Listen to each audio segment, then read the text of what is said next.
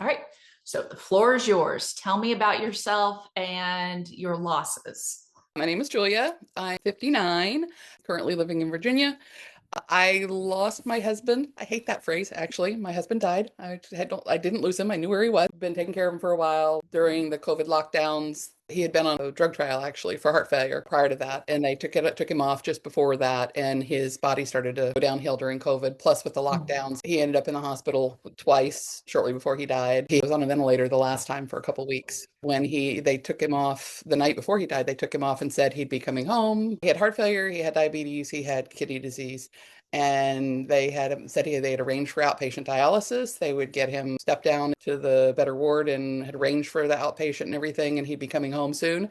The next day, they had taken him off the respirator. He'd been on for 2 weeks, and the next day they wanted to put him back on the respirator, and he didn't want to go back on, and he was gone by that afternoon. So I lost him in March. And my mother was actually in the hospital at the same time in a different state. I went down to see her after he died. I lost my father in July of that year, and then my mom hung on until December of 22. So I lost all three of them within a year and a half. I did not find carnivore right away. I had tried vegetarian, vegan, paleo, whole foods, all the whole 30, all those different things. Keto did well for me for the most part, but I couldn't curb the cravings and I would slip up a lot. I actually ended up, even while I was on keto, but it was more, I think it had come on during the vegetarian vegan phase, ended up with iron deficiency anemia back in about Oh, wow. 2019, to the point that my ferritin was like bottomed out. They had to do infusions because I had Wow. enough iron. Keto not being enough is interesting because when I was partially bedbound, my husband and I hired a $5,000 chiropractor and to get me healthy and to get me out of bed. And his approach was keto. And you're Mhm. right, it just wasn't enough. Mm-mm. You got through those 3 days and you're still craving shit. Mhm. Where I went through carnivore and I got through the 3 days and I was pretty good. Yeah, I would slide. I would try and stick there. I could cut out the breads. I could cut out those sort of grains and stuff, but sugar, even vegetables, keto just didn't do it for me. After Jim died, my diet was horrendous. I just lost my appetite, and I've always been a stress eater. That was the first time I ever lost my appetite for something emotional. Me too. Interesting. Weird. Yeah. Yeah.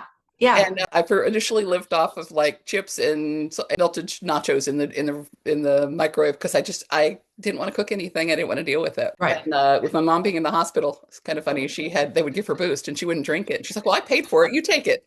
And I had been down in Virginia with her while she was in the hospital after Jim died. I went back up to New Jersey and was getting ready to get the first COVID vaccine. And I kept hearing such horrible things. You need to have, people getting the flu-like symptoms and everything. And so it's like, well, I had the Boost and I'd stocked up on Gatorade. So I had stuff in the house. And I ended up living off of Boost for several months. And I do not recommend it. It is not healthy for you. I ended up moving down to Virginia to be closer to my mom. I just couldn't stay in New Jersey after Jim died. I had nothing there and it was still the lockdown. I'd started a new job, had nobody around me. So I came down here and I was finding I would buy groceries, trying to eat healthy again, trying to get back into keto. I did find one thing helpful. I don't know if you've ever tried keto chow or if you're familiar with it. It's the shakes. They have all the minerals. You just add your fat. I used that for a while and I actually do on occasion. I guess I should say I'm sort of ketovore more than 100% carnivore now. I still on occasion if I will use that if I'm traveling because it makes it easy sometimes. Otherwise, go to the grocery store and get what I need. But I had switched over to that, and I think Factor was one of the home delivery meals, and they have options of vegan and vegetarian, paleo, keto. And it was nice that I didn't have to count macros. I didn't have to cook. It takes 2.5 minutes in the microwave. You're done, stock up. And I did well with that for a while. But again, still would find myself slipping into some of the cravings and things. I moved to a And new also it was all processed too, right? it was pretty well. I mean, it was pre-cooked, but it was vegetables and meat, and I have to say, very good meat, very tender Okay. meat, very tasty. Okay. Not what I envisioned at all. Okay. No, I would say it's among the healthier. It's not like some of the other home delivery ones where they send you the stuff and you cook it yourself. They send you the Okay. groceries, the thing. They cook it ahead, but I thought it was pretty healthy. And that was the whole thing is they use chefs to try and get you the proper macros depending on what kind of diet you were on. Mhm. I moved to a new apartment and the delivery service was a little unreliable. I never knew where it would end up. And I also said, start doing this myself because it's not terribly expensive, but it's pricey. Any of those Mhm. delivery things are. And Mhm. that's about the time I saw the documentary about the proper human diet. okay, well, I'm going to start buying more meat and work that my way into it. So during 23, so I've been doing it just at 2 years now. I've been doing carnivore. I said, it's crazy, but I love meat. I've always been a steak and burger gal. Let me see, and bacon. Can't go wrong with bacon. So I was like, let me see what I can do. And I tried it cautiously because it just seemed crazy. Everybody said vegetables, vegetables, vegetables, fruit. You got to have your how many a day. Yeah. And And they hurt so bad. I'm sorry. And they hurt my stomach Oh, they hurt your terribly. stomach. Yeah, Yeah. vegetables. I didn't have pain, but they didn't fill me up. You look at it and figure out how much does it take to fill. If you add all the dressings and all the other stuff, the cheese and the meat and everything else, that's what fills you up. But the vegetables never fill me up. So I said, let's try the meat. Let's try going with it, and started finding when ribeyes were on sale. I started it, and the worst problem I had was as you become fat adapted, the digestive tract has to adjust. So stay near the bathroom. But Yeah, within a couple of weeks, besides the weight dropping, starting to drop off very quickly, I had energy. I was sleeping better. But the number one thing for me was the mental and emotional. Having been through going through all that grief, still trying to process that. I had left my job at that point. So I wasn't working, but just trying to decompress and take care of everything after having lost the parents and the husband and moving and just trying to kind of a figure out lot. life as a widow. And again, diet not being great, exercise not being great. I had joined a gym, wasn't seeing much success there prior to turning to carnivore. But within about 3 weeks, around the 3 week mark, and it's interesting because I've seen several videos since then with people interviewing about it, is apparently that's how long it takes for the sugar eating bacteria in the gut biome to start dying off. At about 3 weeks, there was a noticeable shift in my mood. I had been having so much problem with grief and anxiety and panic attacks and all of that. And about the 3 week mark, all of a sudden, it was like I can describe it as an industrial fan blowing it out.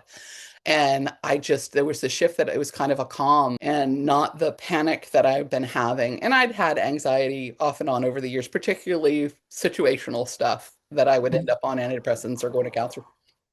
This was like a game changer for me. I just felt like such a different person.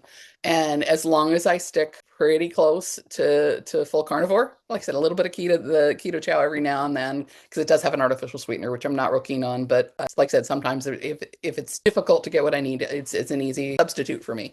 As long as I stick to it and don't eat stuff I'm not supposed to, my mood stays good. I stay up. I don't have the need to go for medication. I'm not having the real bouts of the grief, the panic. You still get waves here and there, especially around holidays, milestones, that sort of thing.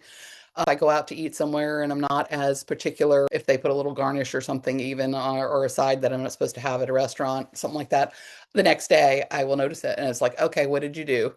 What did Right. you So what do you notice? What changes? The sadness, the grief, the sadness comes in, the anxiety that I can't really put my finger on. Mhm. Just something feels off physically and emotionally. It's just like, why am I this way?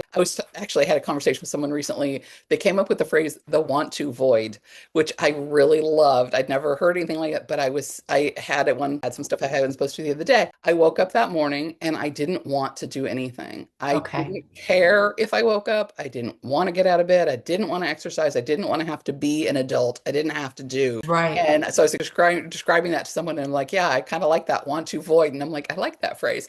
But I It isn't. generally don't. I have a lot of energy. I'm excited to do things. I like to get out, see people do things. And if I'm eating stuff I'm not to, it is one of those, it's not desperation, but it's a quick mental change and just feel like I'm falling kind of back into a hole.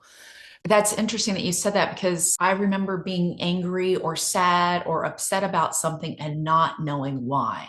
Hmm. I thought I was just a slow processor. And eventually, whatever happened would come, but it usually didn't. And turns out now it was food. My mom had mentioned to me once years ago, she could tell when I'd had too much sugar. And Oh, again, I never really thought about it, but she's like, you're a different person. Your mood changes. And I okay. just kind of blew it off. And I'm like, hormones, blah, blah, blah, blah, blah. But now that once I switched to carnivore and I see the difference, the calm that I have, I just feel calmer in general as long as I stick to the diet. That was the number one for me and why I will probably never go back to eating carbs. Now, everything that you have been through, and then also going carnivore, do you get angry about it not being told to us when we were kids? I'm angry about that. I don't trust the doctors. I really would love to go back and talk to both of my husband's and my mom's doctors, especially Yeah. the cardiologist. I had talked with them about trying to get him on keto at one point. Again, I didn't know about carnivore then, but Right. just getting him off some of the carbs in particular because he had, like I said, he had the combination of the congestive heart failure, which they say no salt, no meat, no fat, none of that, no protein, really nothing healthy. And Hmm. then you have the diabetes in the kidneys, which no sugar and nothing else. So it's like, what the heck is he supposed to eat? Right. But they would so that we'd talk with the nutritionist and she'd pull up boxes and cans and be going over. And I'm like, well, why are we eating anything out of boxes and cans anyway? So, I was trying, especially during COVID, to make homemade soups and healthy things, but had to be careful of the salt content because that's what we had been told. Whereas if they salt I eat right now, or Yeah. butter or whatever, yeah, they would be shocked. I remember having that discussion with them and being very perturbed with the dietitian they had, but he was in the hospital, like I said, for all of these things, and he was on the heart diet, so they would be giving him things like pancakes and syrup with fruit cider fruit for breakfast in the morning. He's a diabetic, out of control with kidney failure, and you're giving him that. Well, we can cover it with the insulin and we can control that where we can't control the heart stuff. So that was their logic. And I'm like, that makes no sense to me.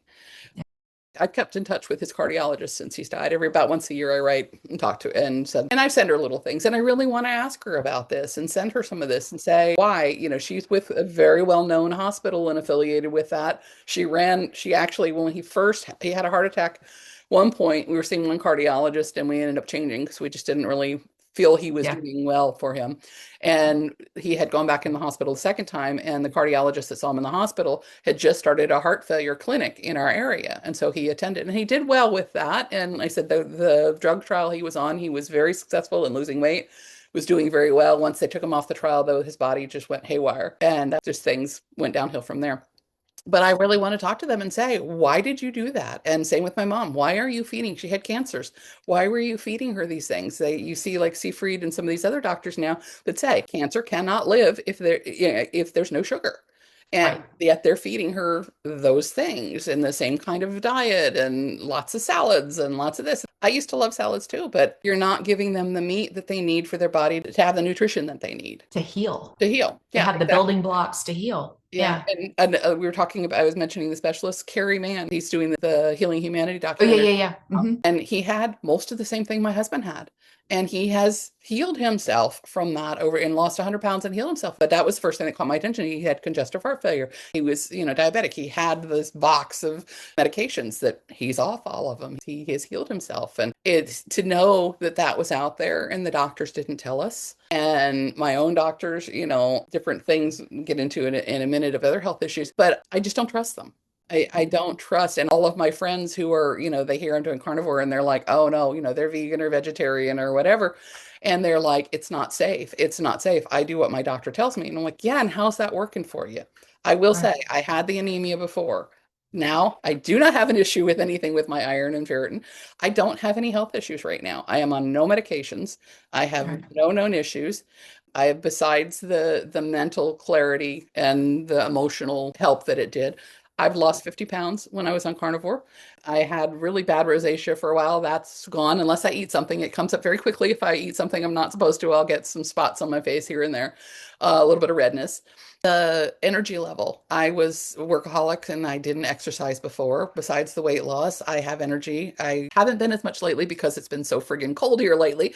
I'm hoping to get out today, but I was walking 5 miles a day for most of this Okay. fall and winter. Was bowling. I was taking dance classes. I was taking some sort of exercise 6 days a week for 2 to 3 hours a day. And I never did that in my life before. I feel better now than I did when I was a teenager.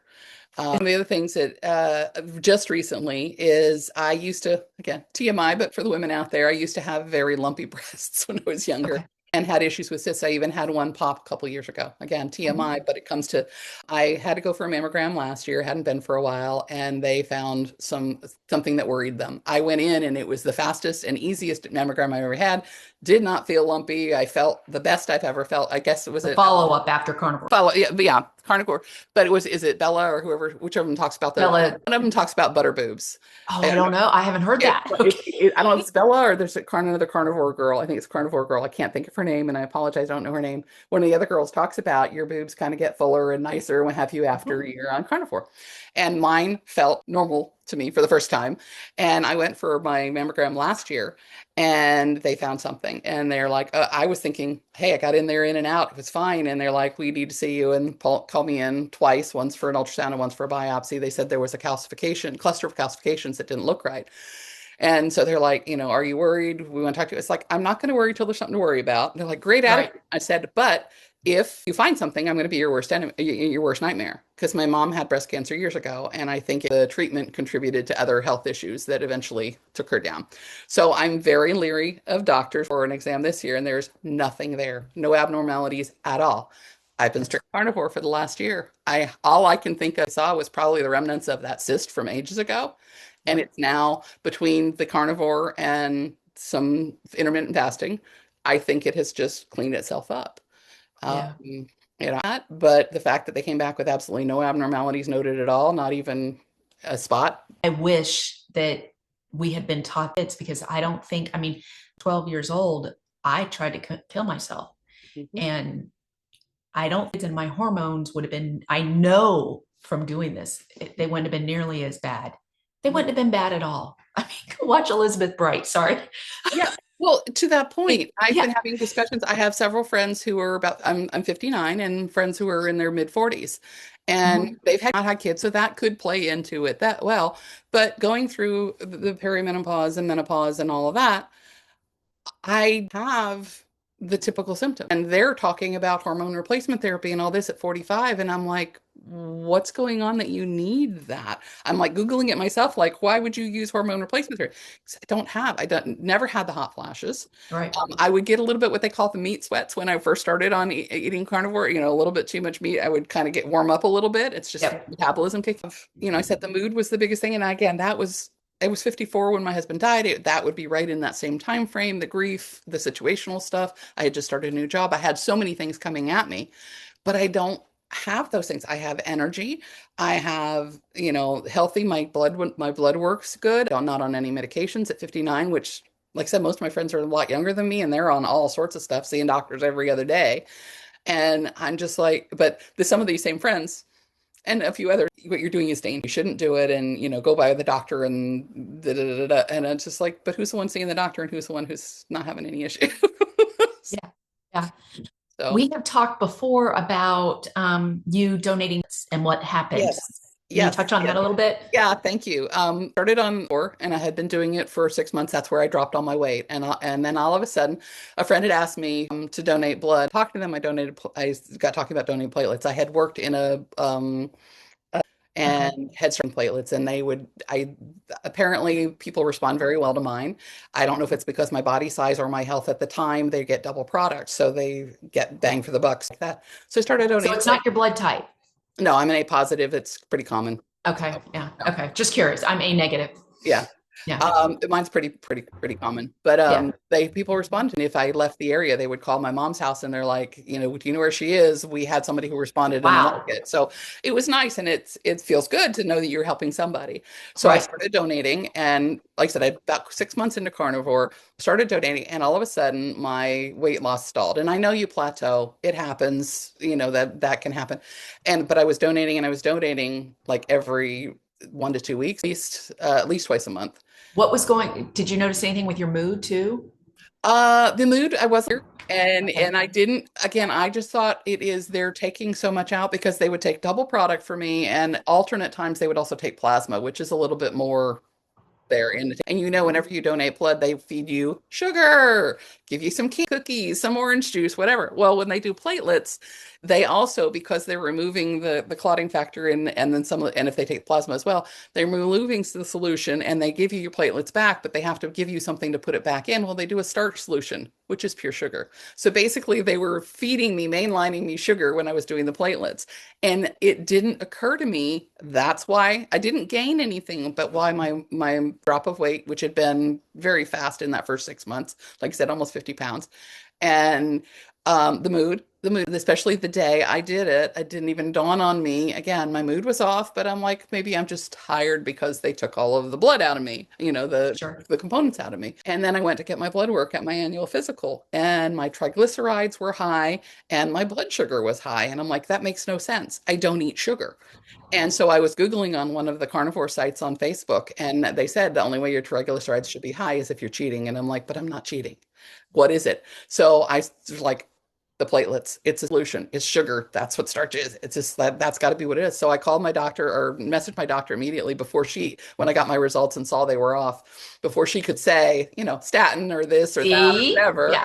I'm Yeah. like, I think it's the platelets. I said, I do think it's this. Can I suggest we don't do anything? Give me 6 months to stop donating, let my body regulate, and let's try again. Because I think that's the culprit. And she's like, I'm willing to it. And we did. And sure enough, my numbers all went back to normal.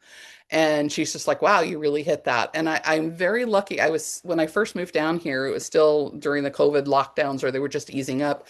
It was almost impossible to find a new doctor. And I ended up through friends of a friend, through the university. They have it's really a do their rotations. And so I've got somebody coming right out of med school or still in med school who was very open to carnivore and very curious, and actually was asking me, who do you follow? Where do you get your information? So That's he just was very amazing. willing. It's still amazing, even though I've heard this before. I mean, to have No, a doctor who is open to it and willing to learn and not just shut you down. yeah, she didn't. I mean, she never pushed the statin. She's like, yeah, let's see. And when I showed it to her, we did the numbers again. She's like, you were right. I think you were right. I think that's what it was. So, I mean, I'm all for donating platelets. I have not since then. Just A way, did you Google to see, is I there a solution? I think there is another way. I just wanted to try and get myself back on track. And I'd still have a little bit of weight I'd like to lose. So I'd like to get really baseline. So I've kind of held off on it. I do call every single day.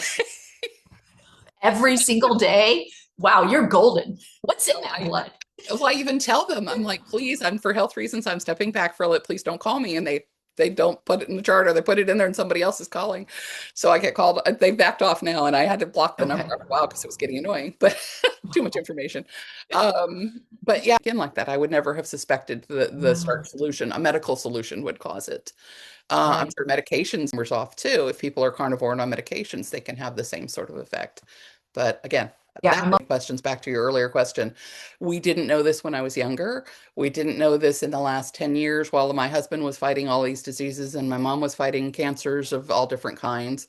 And they, it just doesn't killing people. And it's like, I do have the book, Dr. Berry's What Your, Lies Your Doctor Told You. And to go right. through that with the cholesterol and this and that. And it's just like, after to almost every appointment my husband had over the course of like 12, 15 years, I went to when I was here with my mom over various times when she had her cancers and things, I went to those and eat more meat. It was actually cut it back and go to the green. And even with her, she had had a blood clot at one point, pulmonary embolism, and then they didn't want her to eat the greens because they have warfarin blood thinner, and some of the greens can cause that. And I'm like, well, why don't you let her do it naturally? Back to the same thing they said with the insulin. We can't control how much she eats, so it's safer for us to give her the pill and tell her not to eat. So, But hopefully, mhm. with the current administration, especially RFK, things will start to change more Oh, is with our food. yeah, I ran across on YouTube the other day. I think it's Mark has Mhm. the new food pyramid, and that I haven't finished the episode yet, but it was really interesting and positive, saying, moving toward more fatty meats and protein and definitely away from the processed stuff. That was his high point that I had gotten to so far. And Right. but the sad part is, again, everything is so political. Everybody thinks that the current or you hate it, and they think that Kennedy's nuts. And again, carnivore is still so far out there that it's gonna be a hard push. I'm hopeful that they'll do something, but again, don't want to get too political, but I'm Yeah. hopeful that people will see it and that it'll become more mainstream, and that he is trying to do things. And somebody was laughing on something about Trump trying to get the Coca-Cola to pure cane sugar instead of corn syrup in the Mhm. States. And people laugh about that, but I did have that experience. I used to drink soda, several a day. That was my drink. I'm not a coffee drinker. Now all I drink is water, but at the time soda. But I did find go to a restaurant where you could get the Coke from Mexico, or there's another drink called Thumbs Up, which is a cola, but that's pure cane sugar. And I noticed when I would go out and if I had a fountain drink, I would drink two, three, four plus water in one sitting. People are like, "Do you have a hollow leg? Where's all this fluid going?" But I was always thirsty, and it was the corn syrup. If you give me one of the Cokes with the pure sugar in it or the colas with the pure sugar in it, I can drink about this much and I'm not thirsty anymore. I don't want any more. It's too sweet. So I Wow. don't have the same reaction to the sugar that I had to the corn syrup. So I think there is something to that. As much as people want to laugh about it, it's more natural. And again, that sugar is very addictive anyway, but the corn syrup is worse. And it's the processed stuff, and your body doesn't know what to do with it. Yeah, I used to drink, and Fresca, I'm not quite sure what's in it, but I would drink a 12 pack a day. Mhm. So there's something in there making me awfully thirsty. And then, gosh, when I went to Diet Mountain Dew Red, I became the angriest person ever. Drinking 12 a day. I mean, I would snap at anything anybody said.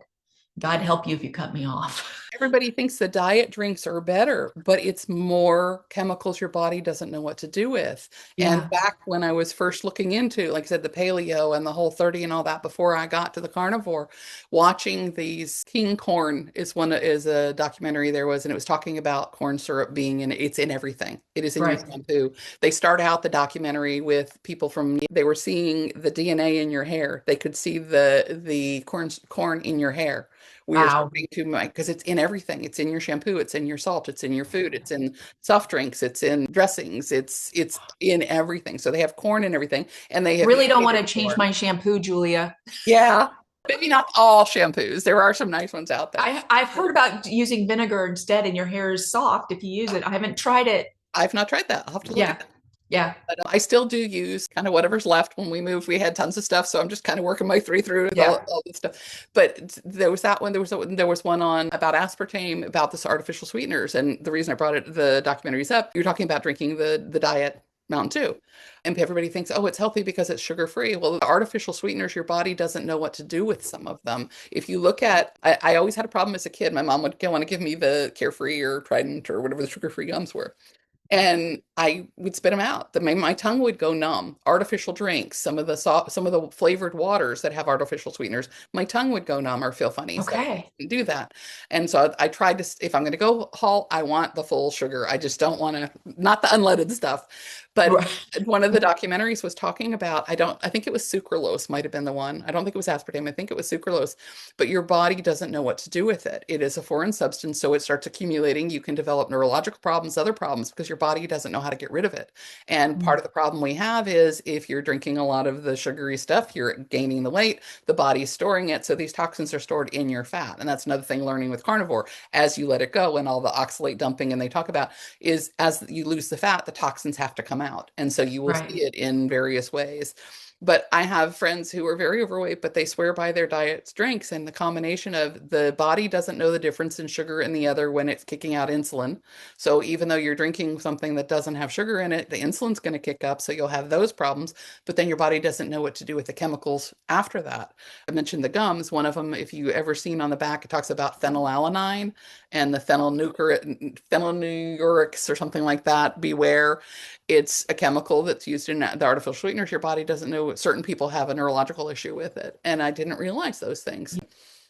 So Are you starting to notice more restaurants that cook in tallow there in Virginia I Beach? I was surprised yesterday. I looked up places and it was just a lot more that it's tallow or avocado oil. Yeah, I'm starting to see them. I don't go out as much as I used to. I used to go out all because again, I didn't want to cook, and then now I got myself an air fryer from a Christmas last year. I used it so much I burned it out within less than a year. It just Oh, all wow. died. I was using it several Julia. times a day. So I had to go, but I went for a really cheap one at first because I didn't know if I'd like it, and it's probably not the healthiest because the lining and everything else. So I got a better one and got another one for Christmas. But that's how I cook everything. I mean, really all I cook is So steak tell me how you cook anyway. your steaks in that because I haven't quite figured that one out. I Either like it on the stove still. I like frying Yeah. it. Well, air fry, I just turn it on. It depends. You can preheat it. This one doesn't have an easier preheat. I just actually toss it in there and hit it on, and I at Now, is it 400. frozen when you shove it in there? It doesn't matter. You can do Okay. it either. You adjust your time. If it's frozen, add a little more time to it. I was finding probably about 20 from frozen, about 20 minutes on 400. Okay. Set it preheat, and then 20 minutes on 400. Pop that thing in there. I had my first one had a timer that it would tell me to turn it over halfway through. This one I just set it about 18 minutes raw, and I'll go in and check it depending on the thickness. Some of the places you get them in the grocery stores, they're nice thick. Some of them it's the really thin. That one turns into leather if you leave it too long, or Yeah. jerky. But just pop it in there. I don't generally put any seasoning or anything on it. I put salt and butter on it after I cook it. I was visiting a friend this summer, and we went to one of the stores where they sell all the olive oils and the oils and the vinegars and all that. And they had a steak seasoning there that was natural, more natural stuff. It wasn't a bunch of fillers and starches and stuff like that. And I actually found it the other day. I forgot I'd even bought it. And so I put it just not even a spoonful on that now as I'm cooking it, give it a little flavor.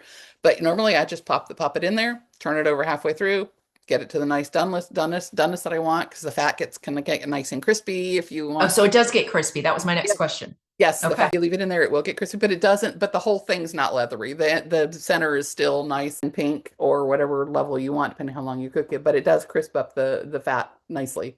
And I like to pull it out.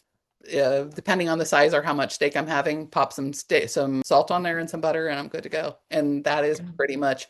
I ate bacon and eggs. I took a tip from Dr. Berry and his wife, what they were talking about, the pocket bacon. Instead of frying up bacon every time I wanted it, and the mess that comes with it, they use like a big saucepan, big and lid, and just cut it into pieces and throw it in there. And I'll do like 2, 3 pounds of it at a time, and then just let it sit out to after it's done, save the bacon fat. And I have that for a few days. And I started also, hard boiled eggs drive me crazy because I hate having to peel them all. Right. And so I will get a muffin tin and sometimes do the bacon in the oven as well, but do a muffin tin and crack all the eggs into the little holes in the muffin tin and pop them in the oven for a little while. And you get sort of like if you had an egg McMuffin, you got the little round Okay. egg. It's basically a hard-boiled egg or whatever softness you want, and you don't have to worry about the shells later, and you can keep them in the refrigerator. So I can cook enough for like 3 or 4 days, bacon and eggs, and then not have to cook again. So As a widow, do you think this diet is easier? Does it make it more simple to eat? oh, it is so easy on so many levels. Well, grocery shopping, I hit the outer edge, I go to the butcher and the dairy, and I don't go anywhere else. I don't have to. I'm in and out, and I stock up, and I'm done in 5 minutes. And I'm not, oh, do I want to get this? Do I want to get that? I might grab a little bit of shrimp every now and then or something different, hamburger or eggs, whatever. But again, it's basically dairy and butcher. Cooking, I don't even have to turn on my oven unless I'm doing the eggs and bacon. I use my air fryer. So easy to clean, easy to cook, 20 minutes, I'm done. I don't have to think. I've gotten so much time back. Years ago, I remember waking up in the morning and I was so obsessed with food. It was all I thought about. It's wake up in the morning, what's for breakfast? Go into work. Am I going to buy something or do I need to pack my lunch? My social life was going out to dinner with my friends and where are we going to dinner? So food was constantly on my mind. And again, drinking the sodas and having that sugar craving, snacking throughout the day. That now I get up some days, if depending on if I'm fasting or not, or what mood I'm in. Most of the time, I am one meal a day. Oh, mad, just because I'm not hungry. Today I did just to make sure I was in a good place. I fixed myself a steak this morning before I took a shower to get ready for this. I didn't fix a whole lot, so I probably will have a little bit more this evening. But most days I won't even eat until about 4 o'clock. And I'll fix myself a couple steaks and that's it. I'm not hungry and I don't have cravings. I used to be a big snacker and love sweets.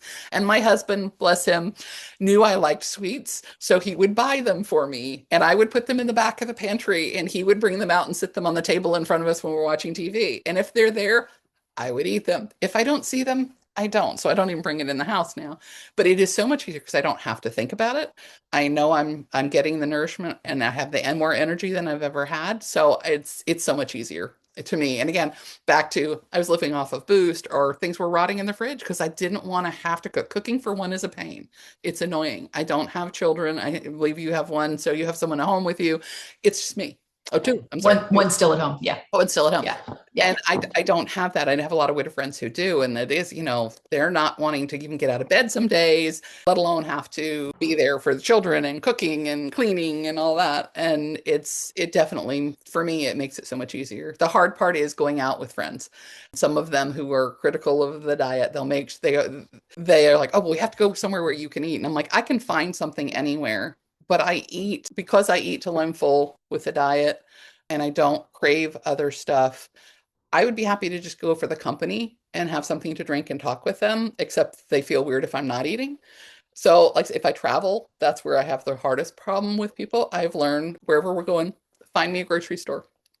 I will Right. get butter. I will get cold cuts if I have to, some roast beef or chunks of beef or steak or something at the deli, and I'll have it in the room. So if we go somewhere and I'm not didn't find something I really wanted, I'll eat in the room when I get back. I don't have a problem with that. Or like I said, Right. eat enough at breakfast, have a really big breakfast, and I'm not hungry. I went to Ireland with a friend a couple of years ago when I first started this, and she was more vegetarian vegan, and we were having to stop beside sightseeing. We had to stop every 2 hours for her to eat because her blood sugar kept going up and down and up and down. And I'm like, I'm good until we got back in the room at night. Yeah. So it makes a big difference. It does. It does. It does. Well, thank you so much, Julia. This was great. Well, thank you. Yeah. Thank you for Yeah. having me. Is there anything you would want to share with a new widow or a widow who's eating normally? Any nuggets of wisdom that you haven't shared already? The first year, I didn't really have counseling. I wasn't on medication or anything because of everything that was going on. It was just like threw myself into work and trying to juggle what was going on with my mom, the grief, everything. And again, not eating properly. At the 1 year mark, I kind of crashed. The tidal wave hit me and ended up taking time off work and going to counseling and getting on medications just because I was struggling to cope. The diet for me does more than any of the medications ever did. If you're really struggling, obviously they do have a place to help kind of balance you out a little bit. But the side effects too of not being fully in control of yourself, and they numb you enough for you to function, but they also, I look back at some of the things that I didn't do anything wrong, but some of the conversations I had or that I tolerated that people said or did while I was on the medication because it kind of numbed you. Right. I don't I don't recommend that, but if that's what you need and that's working with your doctor, but this diet eliminated the need for any of that stuff. And it's a natural way to deal with mental health issues. Georgia Eads, there's a couple other ones out there if you look at, Slower. Yeah. yeah, that really, talk about the effect of this kind of diet with your mental health, and it's amazing. And Yeah. again, I think there's so many people, the first thing the doctors do is throw a drug at it, that the nutrition and having a clear head makes such a difference. Yeah. Being on Xanax all those years. And I mean, it was a big dose. I was on 4.5 milligrams a day. And then when I went carnivore, and I don't know how long I had been on it, but I said to my husband, because like you said, you're numb and you really don't feel anything. I had said to my husband, do you feel this? Meaning the love. Mhm. And he said, yeah, it's always been here.